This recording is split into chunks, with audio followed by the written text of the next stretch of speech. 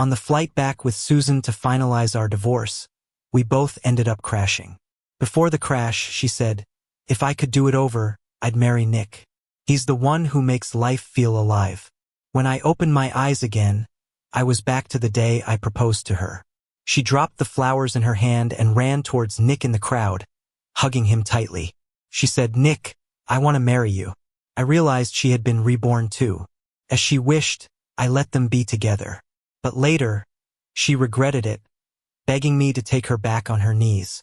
Nick hugged her tightly, nodding in disbelief, tears of joy falling as they embraced. The clueless onlookers all cheered and congratulated them. Yet, someone in the group expressed confusion. Wasn't today supposed to be when Jackson proposed to Susan? How did it become Nick's turn? Yeah, isn't Susan dating Jackson? He invited us here for his proposal, so what's going on now? Did she reject him on the spot and choose Nick instead? Seems like it. TSK. After being a nice guy for years, Jackson still got rejected. Pretty awkward. The two embraced for what seemed like forever. Susan then took the microphone. "Thank you all for witnessing our love today. I didn't realize my true feelings before, but now I do. I've always liked Nick. I missed my chance with him before, but I don't want to in the future. I'm willing to spend the rest of my life with him, holding his hand till the end." She gave me a calm look, saying, "A forced love isn't sweet. We were a mistake. I hope we can part ways peacefully, without entangling each other anymore." The ringing in my ears from the explosion faded, and I was back on the day I was going to propose to Susan in the previous life. Looking at Susan in front of me and recalling her last words about choosing Nick if given another chance, I knew she was reborn too. Her eyes now had the same look as when she was 38 in the last life. Cold and rational, her years in business lending her a mature and steady aura. But right now, we had just graduated from college and had been dating for 4 years. We had once said we'd get married after graduating, stepping into the next phase of life. So, I chose Valentine's Day to inform all our friends, arranging for a giant flower display on the playground to propose to her. Actually, Nick had something to do with this proposal. Nick was a year ahead, the lead singer of a band, sunny, handsome, bold, and carefree. He fell for Susan at the welcome party and kept approaching her, gifting her breakfast and presents, and creating moments for the two of them to be alone. Even knowing about me, he'd still say, "Well, you're not married yet. Life should be bold. When you meet someone you like, you should go for it. How will you know who's right if you don't try?" Susan always gave him the cold shoulder, but Nick continued to stick by her cheerfully. Frustrated, Susan hinted at me to propose, so Nick would realize she wanted to marry me and would never choose him. In the last life, when I proposed to Susan, Nick stood in the front row, wearing a suit and tie, holding a bunch of roses, enthusiastically and flamboyantly shouting to Susan, "Have you really thought it through? If you accept his proposal, we'll never have a chance to be together. I'm asking you for the last time. Do you want to be with me?" In the previous life, Susan decisively said, "My husband for life will only be Jackson. I only love Jackson. I hope you won't bother us anymore." But now, she called our relationship a mistake and asked me not to cling to it. Facing the curious looks of the crowd around us, I calmly said to them, "Of course, from this moment on, we're over. From now on, the bridge is the bridge and the road is the road. We have no ties anymore." Hearing my words, Susan let out a sigh of relief. Nick spun her around excitedly, saying, "I knew it, you were meant for me. But you made me wait so long before agreeing to be with me, you have to make it up to me. All right, what do you want? You have to be in the audience every time I sing." "Easy, no problem. You and Jackson had that mountain declaration and romantic beach thing. You need to do one with me too. Okay. I want you to post on social media, telling everyone you like me." "No problem." Susan looked at him lovingly, as if he was a treasure she had lost and found again. The crowd clapped and cheered. "Kiss, kiss, kiss." My roommates felt for me. Susan went too far. Isn't this cheating right in front of everyone? Talking all righteous, but why now? Why not before the proposal? This is just sickening. Exactly. Inviting all classmates here for a proposal and then breaking up in front of everyone. jumping to the next guy seamlessly, a textbook example of a player. I turned to them, saying, "Let's go. Didn't you say there's a bar opening today? Let's go, it's on me." Watching me drink one glass after another calmly, they worriedly advised me to let it go, saying I shouldn't be sad over someone like that. Goodbye then goodbye. There'll be someone even better. I smiled, holding on to them, saying that I was actually happy. Leaving her truly made me happy. Susan and I grew up next door to each other. We were childhood friends from families of similar backgrounds. Everyone assumed we'd end up together because our families did. We encouraged each other through everything. We promised to start dating once we got into college and marry after graduation. It all seemed to happen naturally. But in our last life, after we got married, life got busy with work, everyday chores, and raising kids. Gradually, our relationship faded. Susan often said life felt too smooth and lacked excitement. Meanwhile, Nick became a popular rock singer. Susan was captivated by his passionate performances at music festivals. She'd watch his videos for ages over and over again. Eventually, she found excuses to get close to him. Nick believed in living in the moment, wasn't interested in marriage, and had a revolving door of girlfriends. She pursued him intentionally, and they ended up having several encounters. When I found out, I confronted her. Surprisingly, she suggested that I find someone else too. She didn't care anymore. Her indifference towards me and neglect of our children was exhausting. I asked for a divorce. Initially, she resisted because dividing our assets was complicated, but she eventually gave in. Her parting words were ironic.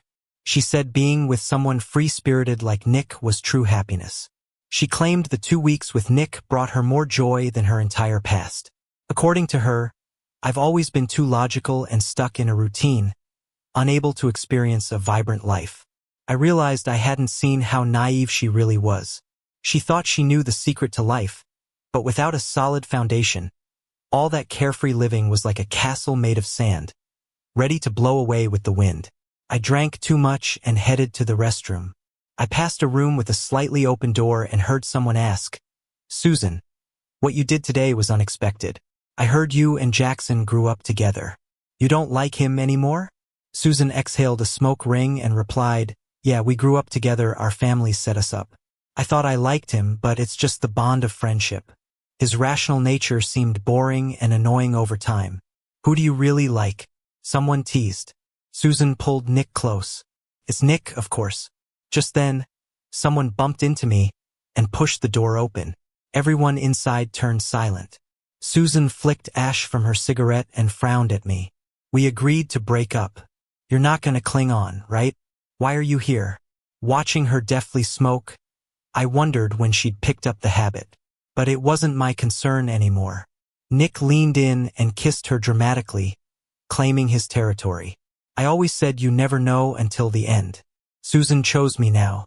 You're not going to try to win her back, are you?" Susan patted Nick on the back, assuring him, even if he begged, I'd never go back. I laughed, realizing how well suited they were in their narcissism. "Don't worry, I'm just passing by. I'm not one to revisit the past." As I turned away, I caught Susan's momentarily dark expression. All the feelings from our past were gone. Seeing them together didn't stir any emotions. Then I collided with a soft figure. I instinctively held the person's shoulders. She wore a strap dress, and her smooth skin felt like it shocked me. I quickly pulled my hands back. It was Molly. Molly, from City A, matching my age, had been studying abroad, just returned to take over her family business. In the club's flickering light, she wore a stunning red dress. Her fair skin and striking face were hard to miss. She looked up slightly, realizing she'd stumbled against me. Embarrassed, she stepped back and apologized. From the room, another voice came, "Jackson's a good guy, Susan. You sure you don't regret it? How many times do I need to say it? His boring, dull nature irritates me. Can I ask something personal? Did you two, do it?" Susan laughed. "He's so reserved, waiting for an engagement. Boring and stiff."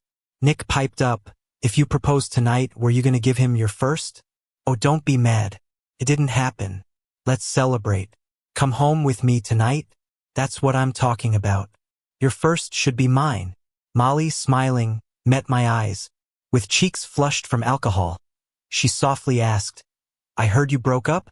Are you single now? I nodded, ready to leave. Molly wobbled again, almost falling, and I caught her. You okay? She leaned against my chest, shook her head, and suddenly threw up. Sorry. Her dress, my clothes were a mess.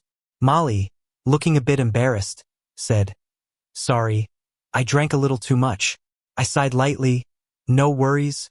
Where's your friend? I can take you there. She slumped against me, saying she came alone and asked me to help her get a room upstairs, saying going home like this wasn't an option. I frowned, thinking. It was late and she was a girl, drunk now. We had business dealings with Molly's family. After a bit of thought, I picked her up and headed upstairs. I stopped a passing waiter, slipped him a tip, and asked him to find someone to clean up the mess. Before she went to freshen up, I asked her for her clothing and shoe sizes. She looked at me surprised. I said, Your dress is not wearable anymore. I'll get someone to buy some clothes for you. She gave a gentle smile, told me her sizes, and I quickly noted them down to place an order. Around this time, my roommate called, saying the dormitory would soon close, and I needed to head back. I quickly explained the situation, asking them to head back without me and that I'd get a hotel room. Molly soon finished washing up and walked out, surprising me in just a bathrobe. Despite having no makeup on, her skin was flawless and radiant, with her striking features still stunning. I couldn't bring myself to watch as droplets trickled down her collarbone and hurriedly went into the bathroom. Once I quickly tidied up and stepped out, the delivery guy had already dropped off the clothes. I handed them to her, telling her it was late and she could rest here. She asked what I'd do. I said the school dorm was locked, so I'd get another room downstairs. She looked at me and said she checked while I was in the shower, but the hotel was fully booked. I was astonished, wondering how that could be. She chuckled and asked, Do you really not know it's Valentine's Day today? I suddenly remembered, awkwardly hitting my forehead. I offered her the room, planning to catch a cab home. But she grabbed my sleeve, looking at me with those innocent, clear eyes, and softly said, It's too late today. This room has a double bed. You can stay too. After a pause, she added, I mean, you don't have a girlfriend, and I don't have a boyfriend, unless you're worried I do something to you? I immediately replied, Of course not. I'm just worried about your reputation. She laughed casually and joked, Neither of us is married, so what's the big deal? At worst, we pretend to be a couple. You're handsome, so I'm not losing out. I hesitated, and she continued, I'm really not in a great mood today. We were high school classmates. Could you at least keep me company? I'm a bit scared alone. The plea in her eyes softened me. Checking the time on my phone, it was indeed too late, and going home meant facing questions from my parents about the proposal. So we ended up with a bed each. Suddenly, I remembered that in the past, she never married, yet the business empire thrived under her leadership. There were always rumors she wasn't into men, though who really knew? Once the lights were out, my senses sharpened. Trying to relax and close my eyes, I was suddenly aware of subtle erotic sounds from elsewhere, and the fact that this hotel was fully booked for Valentine's Day dawned on me. Then, a gentle voice softly asked, Are you asleep? No, I replied. I heard some rustling, and a soft, warm body snuggled up to mine. I tried to move her away, but she wrapped her legs around mine, hugging my waist. Nervously swallowing, I asked, Molly, are you drunk? She breathed softly in my ear. I'm very clear-headed. I've never had a boyfriend. My first time is still intact. Want to try? My mind went blank. Do you realize what you're saying? I asked. She caressed me, saying, I'm serious. I like you and want to be your girlfriend. Would you give it a shot? I tensed up. I just broke up today, not ready for anything new. Her lips brushed against my neck, then let me wait in line. When you feel ready, look for me first, okay? I'm really into you. Can we just give it a shot? Under the influence of alcohol, the sounds from next door, and the caressing, igniting sparks on my skin, I was on edge. Are you sure you want to date me? I asked. She reaffirmed, I'm sure. I rolled over, taking initiative. Gently kissing her, I reassured her, "Then let's try it. Be my girlfriend, and I'll grow to like you." She closed her arms around my neck, agreeing softly. Okay. We spent the night together. The next morning, I gazed at her lovely face in my arms and felt a bit of regret about my impulsiveness. Yet, as clarity returned, I realized I didn't dislike her. I even admired her candidness and bluntness. When she woke up, her eyes momentarily dazed but then shyly covered her face with the blanket upon remembering last night. Seeing she wasn't upset, I felt relief. Holding her hand, I earnestly asked, "Molly, we might have both been tipsy, but were you serious when you said you like me?" She pulled down the blanket, looking at me seriously. "Of course I meant it. Honestly, I liked you back in high school, but you were into Susan, so I never dared to say anything. When I heard about your failed proposal yesterday, a part of me was secretly glad. I found out you were at the bar, so I came." Stunned, I hadn't expected her to have an unspoken crush on me all these years. She looked at me, her eyes a mix of shyness and determination.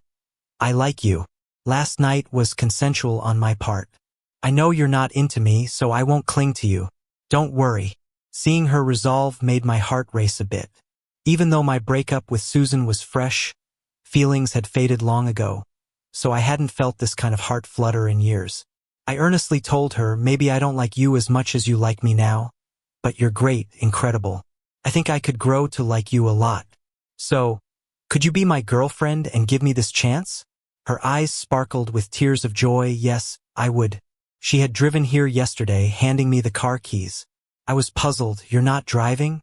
Blushing, she pouted and said, "It's your fault from last night. My back's still a bit sore." I stepped forward and gave her a kiss on the lips. "My bad. Why don't you relax in the car? I'll drive." I asked her, "Where are you heading? Let me give you a ride." She thought for a moment. "I don't have much going on this weekend. Can I come with you to your school?" "Of course you can.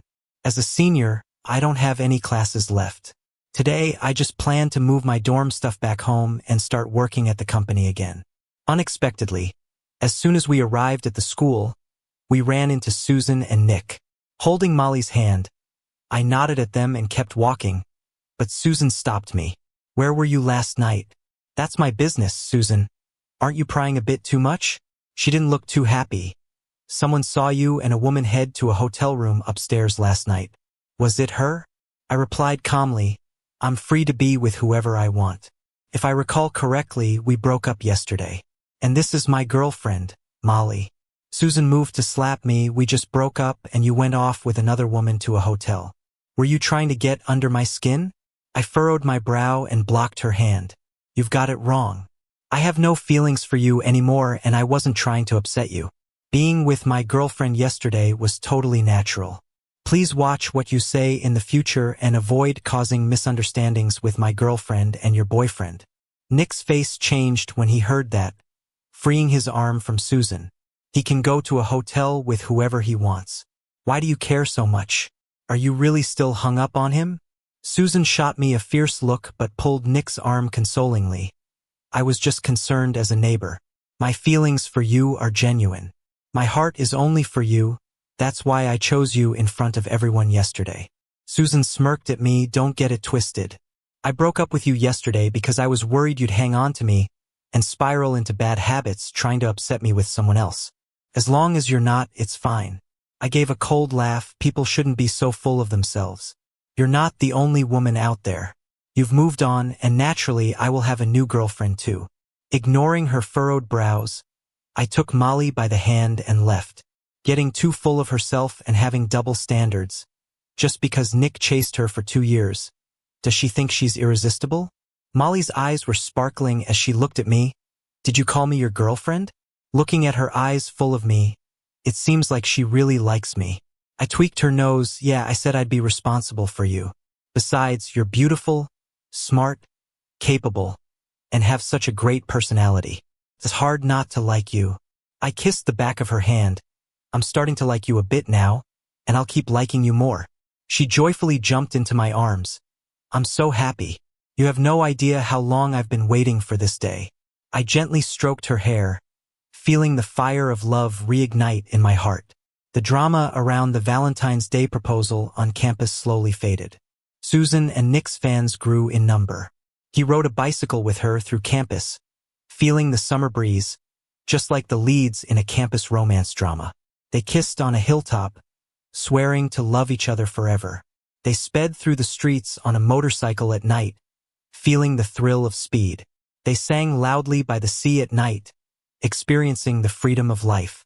They tattooed each other's initials on their waists, expressing their intense love. By now, Nick had gained some followers on social media for his singing. Plus, he often shared couple photos and videos, along with passionate love captions, attracting quite an audience. Many people said they were a perfect match, like a pair from a novel. And as Susan had hoped in her past life, she finally had a vibrant and carefree youth. When Susan posted a picture with Nick on her social media, both families got the full scoop on everything. Mom and Dad were furious. I could only say it's better to clear these things up now than to cheat after marriage. Besides, I feel nothing for Susan now. I told them not to worry about it. And I've got a new girlfriend now. Mom looked at me approvingly. You're always so rational. It's good you could handle this well. By the way, who's the girlfriend? Do I know her? When can I meet her? I said I'd check with my girlfriend first. Dad pondered. Looks like we'll need a new partner for that project. I kept silent. In my past life, Susan and I were dating, so our businesses always considered each other first for collaborations. That project was given to Susan back then, but I knew she wasn't the best fit. It was just that I didn't want to let the opportunity slip away from family ties. Plus, it made our families closer. But in this life, since becoming a family is off the table, we should only consider which partnership brings the most benefits. During college, I worked part-time at the company, which made transitioning to full-time after graduation a breeze. Besides the daily grind, I'd hit up business events, gaining experience and expanding my network.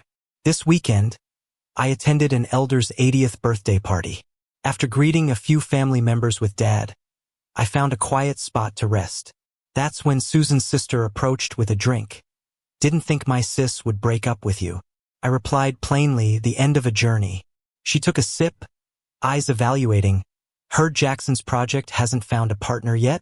I shook my head, no clue, Dad's handling it. She seemed to catch on. Chuckling softly, my dear sister threw away a winning hand. She might not even end up with the short end of the stick. I offered no comment. She looked at me with a playful smile and said, You know, I'm only 2 years older than you. If you're looking for an alliance, we could work together. What do you think? I politely declined, mentioning I already had a girlfriend and said I wanted to be alone for a while to get her to leave. Nearby, I heard a teasing voice. Our Mr. Jackson is quite popular. I turned to see Molly, looking stunning in her off-the-shoulder gown, with her red lips and fair skin. She caught my eye. No matter how popular I am, I'm yours, I said. She laughed mischievously, wrapping her arm around my shoulder. Good realization. Boyfriend. I held her hand tightly. Her skin was fair and her mesmerizing eyes shone brightly. She was beautiful. Susan, on the other hand, was more of a cool beauty. Seeing me staring at her, Molly asked, puzzled, Why are you staring? Something on my face? I leaned closer to her ear and whispered, You're just too beautiful to look away from. I find myself liking you more each day. Her face turned red, but she confidently said, Then you better keep liking me more and more. Of course. She bit her lip nervously. Susan's sister mentioned marriage alliance with your family. What do you think? I raised my eyebrow, teasing her. I'm gonna marry my girlfriend, of course. Besides, our family doesn't need an alliance for me to run the company well. Or are you saying you just want to date but not marry me? She stomped her foot in a hurry. Of course not. I'm saying if you want an alliance, you could choose me. My family's just as good as Susan's. I looked at her seriously. I said I want to marry you because I like you, not for some alliance deal. In wealthy families, marriages often make families closer, collaborate more, and help business growth. But it comes with a risk. Benefits bring people together, but they can also tear them apart. I know my abilities. Even without an alliance, I can manage the company just fine. Molly squeezed my hand tighter. I knew I didn't like the wrong person. Just as I was about to say something else, I heard whispers from a distance. Looking over, I realized Susan had arrived, bringing Nick along. They both were still in their biker gear, sticking out among the sea of formal suits and dresses. Susan's father was whispering something angrily to her. Nick seemed carefree, holding Susan's arm and glancing around. Are you hungry? Didn't you just have fried noodles? Susan led Nick in. I've never been to a fancy party. I want to see if rich people's food is really that good. All right, whatever you want. They acted all lovey-dovey as if no one else was around.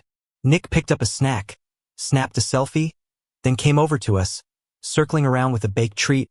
You rich folks sure like to make a thing of birthdays. Huh? Suit and gowns just to say happy birthday. Someone nearby couldn't hold back. That's just how you dress for events. It's polite, and you're here in biker gear with messy hair.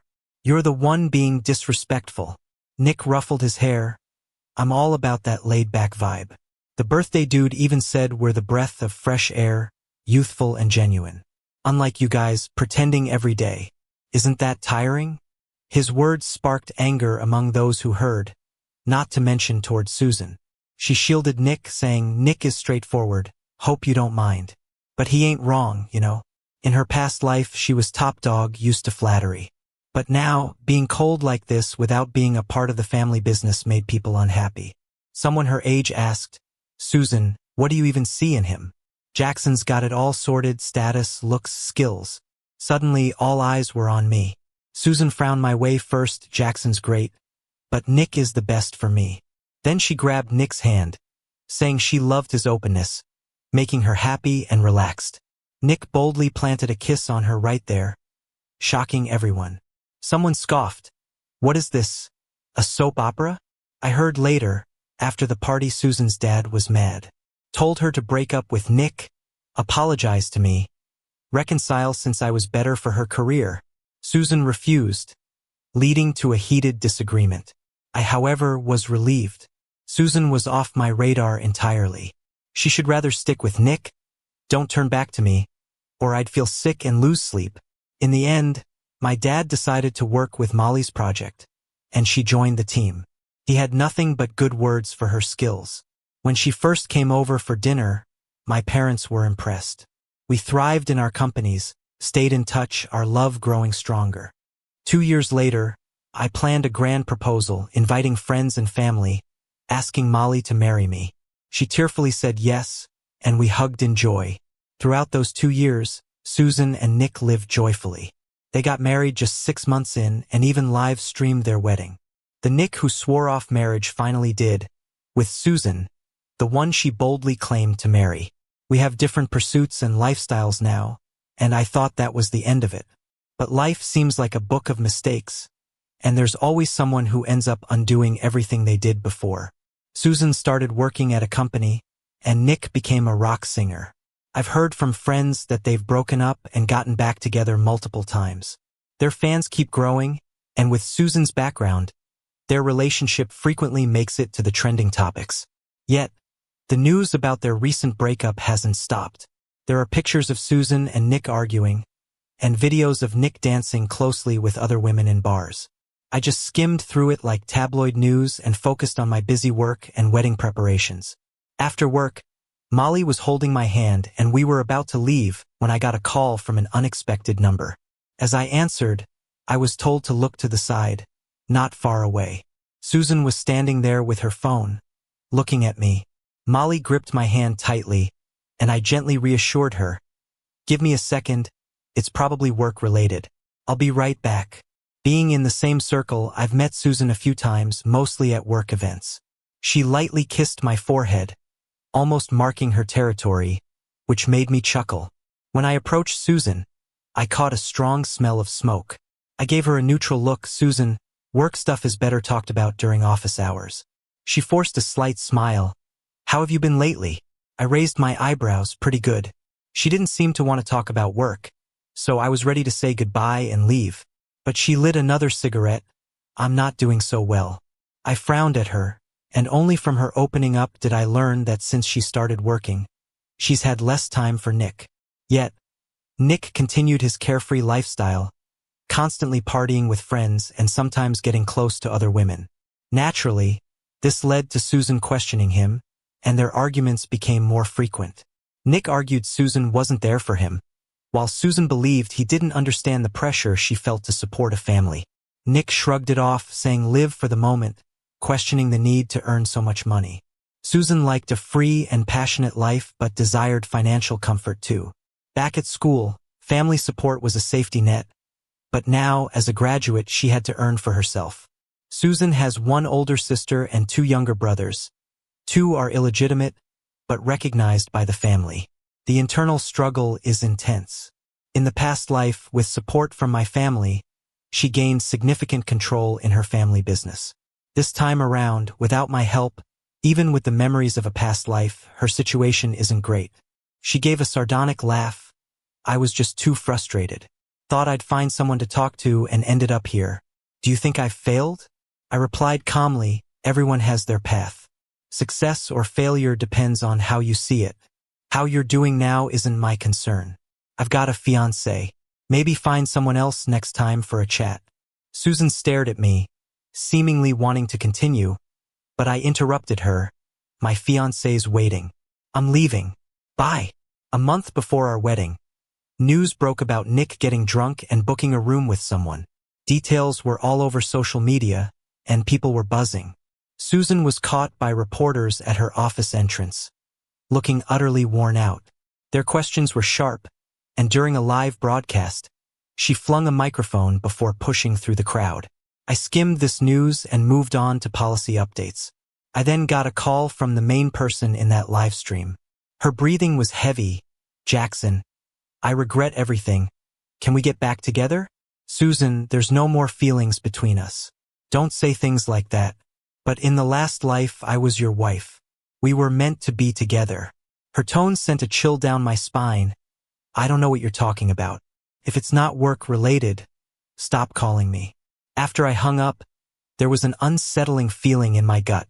The next day, I couldn't reach Molly, which was unusual. Later, I got a call from Susan, claiming Molly was with her and giving a location. At the school's rooftop, Molly was pinned near the edge by Susan, shaking her head no, gesturing me to leave. I faced Susan, barely containing my anger. Susan, what do you think you're doing?